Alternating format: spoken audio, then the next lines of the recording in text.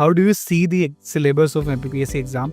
कैसा लगता है आपको? अच्छा सिलेबस है। जानबूझ करके सिलेबस को देखिए, इसके 2-3 पक्ष हैं। मैं ये कहूँगा सिलेबस बहुत बड़ा है। मैं हमेशा कहता हूँ कि यूपीएससी से 6 गुना ज़्यादा बड़ा सिलेबस है। मैं सालों तक यूपीएससी पढ़ाता रहा हूँ, अभी भी पढ़ाता हूँ, तो यूपीएससी से भी 6 गुना ज़्यादा बड़ा सिलेबस है। तो क्योंकि इसमें बहुत सब्जेक्ट है, यूपीएससी में इतने सब्जेक्ट्स नहीं होते हैं, ये बहुत बड़ा सब्जेक्ट है, नंबर 1। दूसरी जो सबसे इंपॉर्टेंट चीज़ है कि ये सब्जेक्ट की रिक्वायरमेंट भी, मतलब सिलेबस की रिक्वायरमेंट भी बड़ी है कि इसमें आपको हर चीज़ को समझना है और उसके फैक्चुअल एस्पेक्ट को भी पढ़ना है। तो एक तो सब्जेक्ट बहुत ज़्यादा है, ऊपर से इसकी रिक्वायरमेंट भी बहुत ज़्यादा टाइम टेकिंग है।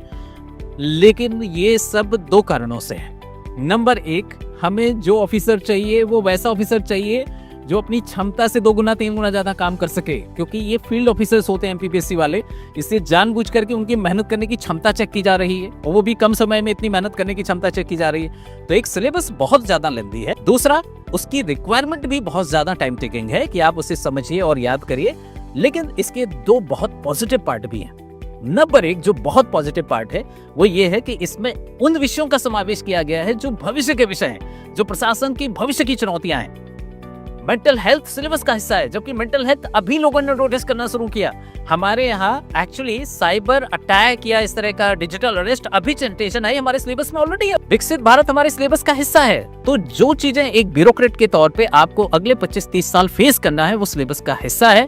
तो कायदे से सिलेबस से उन विषयों से आपका परिचय हो जाता है। जो काम सिलेबस एक तरीके से आईडी कार्ड है, एक तरीके से ट्रेलर है उन कामों का जो आपको करना है। और दूसरा, ये सिलेबस बेहद डायनेमिक हो गया है।